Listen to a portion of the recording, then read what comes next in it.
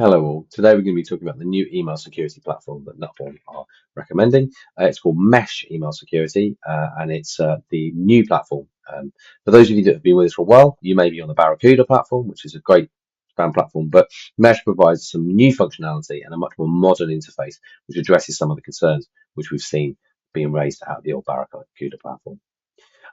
We have got three flavors of mesh, and it's important to note that we've done this. And one of the benefits of this scenario is that the mesh gateway, which is basically a direct replacement for Barracuda, is at the same price point as the Barracuda product, which allows us to move our existing clients who are using Barracuda across to this free of charge and get all the benefits of the new interface for um, with free of charge. There is also a platform called Mesh Unified, which is slightly more expensive. That was never available in Barracuda, but even at the gateway level, this is a much, much better platform. And hopefully, through today, I'll show you what some of that looks like and the benefits to doing it. Now, all of the platform options provide URL protection, impersonation, phishing protection, multiple virus scanning protections, fraud protection, and quarantine, the kind of quarantine digest you're used to seeing. There's sandboxing for attachments as well, which allows it to open up and check for macros and elements as they come through the protection element, and the URL protection, which checks those links as they come through. And Mesh Gateway is what we call an inline spam protection. So this email comes into your, spam protection, such as Barracuda, or in this case, Mesh, which is the new platform. And then once it's been checked by all of those things, is only then, if it's free and okay, do we release it to go through to your email platform. That's really important to keep the bad things out of your environment. We don't want to be checking them afterwards. Mesh 365, this middle plan, we're not really mentioning this and recommending it to anyone because that all that does is it does the after checking. So if you have just that bit, it checks once it's got inside your environment. And there are a few occasions for companies where they can't put the inline in, for example, where that's better than nothing. But it certainly isn't something we'd recommend for most companies. But the upgraded plan, the unified, there is a benefit to the Mesh 365. What that does is it's those two products together. So basically, the email comes through the gateway, does all the checking at that level, comes into your inbox thinking it's okay.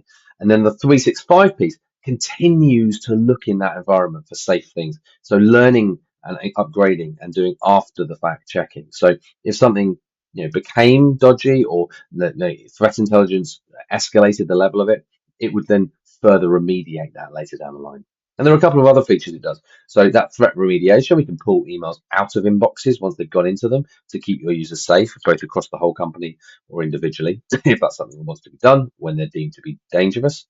We do insider threat protection with the 365 and unified platforms. That means that we can check emails that are just flowing from person to person. If someone attaches something bad or something shouldn't be there or stops things moving laterally internally, elements like that. The other thing about insider threat protection is it can start to give you contextual warning banners, and they're really important. So rather than just this has come from outside your organization, you'll start to say, this email that purportedly is from Jeff isn't from Jeff because Jeff didn't send this. We can see that, we know that, and therefore you should be really careful about opening this because it doesn't seem to have come from him. So context on why we think it's bad in those warning banners is really important. And lastly, the big difference with the Mesh Unified, the reason you might want to use it is it respects the Outlook rules. With Barracuda and with the Gateway products, they're separate from your environment. They don't know when you click junk or do things in your Outlook. Whereas with the 365 plugin element or the Unified plugin, it means that you will be able to continue to junk things in Outlook and they will then be stopped at the gateway in the future. So you won't have to kind of keep getting those emails. So it's a really important part of like linking up and simplifying this for your users. I think that's really important and powerful. So with that in mind, I'm going to jump on and have a quick look at how the platform actually works. And this is what a quarantine email looks like. So here you can see we've had a quarantine digest come through. And these will be, most of you will be used to seeing quarantine digest. It's a much fresher interface. It gives you a bit more information about what it is. Nicer buttons to click, which are easier to see. But mainly one of the major issues is it gives you some further functionality in the quarantine. So there's some info about what's going on. That's nice to see that it's protecting things and doing things. But we've got these buttons here. Digest on demand allows us to request an additional digest whenever we want. And that's a static link. So we can put that on our desktops or we can put that in our browsers. And whenever we click it, it'll send through a new digest. And that means we don't need to get thousands of digests come through us and almost spam ourselves with these quarantine emails, which is quite nice. We can also log in if we want to the platform with one click. And that one click allows us to single sign-on using our Office 365 environment to then view and make further changes. And that one-click element is respected across the whole thing. So whereas Barracuda, both with shared mailboxes and with normal logins, you had to kind of get in, log on, and then with shared mailboxes, you had to send yourself a code and then put that code in. It became quite tiresome. With the new platform, you just click the button, single click, deliver. Notice it will pop up now and should tell me that that's been delivered to me as the person. Has email delivered? Done. It does give you some additional functionality, which is quite nice. I can see here that I've got, oh, and here it is, Comms Express. There's the email that's come through to me, which is lovely. And we are seeing that the emails are coming through as fast as that, and it seems to be consistently as fast as that. We're not getting any delays or anything queued. It's coming through straight away. We can choose to add rules, personal rules. I can allow these forever, or I can allow to send these emails the whole domain whenever I want, and that's fine. And that's nice with a one-click functionality. If I don't want to do that, I can just close this down. I'm finished at this point. So everything is one-click access. And looking at that, if we were to go now to the one-click login, again, it will take us now hopefully to the dashboard, which you will be able to see. Now, I'm an administrator for my organization, and you may want to have an administrator at your organization to look at this yourself, although everybody will be able to get access to this interface. If they are just a normal everyday user, when they log in, they would see what we call here our live email tracker. And this would allow them to see their emails, what's happening with them, what's going on with them. It's loading a bit slowly because it's seeing everything at the moment because I'm an administrator. But once it loads in a second, we'll be able to see what we look like when we administer bits and pieces in that. In the meantime, you can see here, this Comms Express has come straight into the top of my inbox. It's arrived. It looks normal. It looks like it's available to me, and I can access it and do stuff with it. Now, on this platform, if we do live demos, they say, here we go. There we go, live. So everything's coming now. Let's filter this to Patrick so that we can see what it would look like to a user coming in. And this is what it would look like. They'd have just their Patrick emails available to them. You see, this is just my emails that are here. And on the right hand side here, you can see what's happened to them all. They're very clearly linked as info mails, spam likely, clean. And then what did we do with that? We quarantined it, we delivered it, we put it into different places. So through this interface, they can see what's going on here and they can manipulate their emails. Now, for each of these emails, you can view them if you want to at this level. You can see why the decisions were made. So this one here, what happened with it? Why was it viewed? Why was it blocked? In here, you can look at the analysis of it. This is why it had no DMARC. It had a low spam level. It was deemed info mail. That's why it's been categorized that and quarantined. You can see a preview, but you can only see a preview of things which have been quarantined. It respects the data protection element of this and won't let you see things that have been let through. So it's really important. It never stores data for things that have been allowed through that are not quarantined. The only reason the preview is there is for you to choose to see it, to make a decision on it. Once you allow this, deliver it, do something with it, you wouldn't be able to see this again. It wouldn't store it anymore. And there's an event log and an audit trail at all times going through the platform that you can do things with. So jumping around a little bit, just to show you, we have quarantine digests. We can set them on a mailbox, a company level, and a domain. So you can have a different rule for a few people in your organization if it's really important or a different area. We have two. We have our default for everybody, and then we've got one that's specifically for the support desk because we're an IT company. We want things to be regular. If you look at our default policy, we get a quarantine digest 8 o'clock in the morning, 11 o'clock, 2 o'clock, and 6 p.m. Outside of that, we can use that request functionality to get more, or we can log in to see if we say something's there. Having said that, for our service desk, we want to see things all the time because clients send us things. And you can see we get them on the hour, every hour. Therefore, it's a much more intense process. So you can set that however you want as you go through this. And we'll work with you on that, by the way. So as part of the implementation of moving you across from one to the other, then we would be able to do that for you. Under the policies, this is where you can set your policy rules. And in here, you can see we've got a couple. Again, we've got a couple. We've got one for the service desks, one for our users. And it allows us to do quite granular things. And we get a different categorizations. You saw these earlier. Clean, impersonation, info mail, malware, phishing, spam definite, spam high, spam likely, and there's some SPF technical ones at the bottom here. And for each one of these, we can choose what we do. We can quarantine it in Mesh like we are here. Or if we want to, we could choose to deliver it to junk in Outlook. So it would arrive in Outlook and go into the junk with a banner, without a banner. We could deliver it with a banner or without a banner, or we could choose just to delete it if we wanted to. And that's a bit more extreme, but it's there as an option for you if you wanted to. And that can be categorized on a case-by-case basis as we go through this.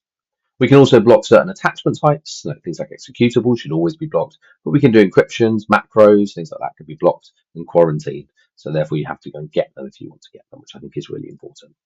We do geo filters if we want to as well. So we can do geo filtering for different parts of the world. If you're never going to receive anything from outside the country, then block those areas. Therefore, those emails will never get to you. And then we can also set our spam filtering sensitivity down the bottom here, to low, medium, high. And that allows us, low, lots, we get more spam through, but more, we won't get anything quarantined. High, lots more is going to get blocked. You're going to get very little spam, bypass will get through. We think medium is a pretty good thing. I day to day don't see, I see no, not really any false positives, but it's just worth knowing they're there. There's a couple of other things you can do. You can choose to block cold outreach if you want to. That's a categorization. You can also block zero trust stuff as well. So just note that there's a lot of flexibility in that. Working across the top, there's things like custom rules. This is the uSecure platform for anyone that uses that. But also, if there's something you definitely want to unblock, for example, phishing simulation platforms and things like that, you can choose to do that here. The allow and the block rules are the ones we showed and added earlier. They're the ones which you can choose to add on your case-by-case basis. But here we can add them at an organizational level if we want to as well. So we can choose an allowable at an organizational level. Now, you can choose to, for those of you using Barracuda, bring across all the Barracuda rules with you. So we can import all of the allow and the block lists from Barracuda. I would say think about that. Not everybody's doing it. Some people are choosing to start fresh because they don't want to just dump in all the old rules. And I would say that the platform is very good at getting it right day in, day out most of the time. So you really don't need a lot of those allow block rules. But if you really want to be sure that everything you've had in the allow before and everything that was blocked before is respected, we can export them from Barracuda, import them into here as part of your setup, and away you go. The last piece that I want to touch on, and this is one of the unified pieces, is the remediation element of what we're trying to do here. So this is that further checking of what's going on. So one of, I think, the strongest parts of Mesh is the ability to continually check and continually go back to the environment and look at what's going on. So auto remediation will do that. So if it determines something then becomes bad, it will go and tell you that and let you know that and pull that email back into quarantine and delete it, just pulls it back into quarantine so that it removes the risk from your organization on a constant basis. The other thing that we can do if we want to is we can choose to remediate emails. And we'll have a look at that in a second with the Comms Express one that I brought through.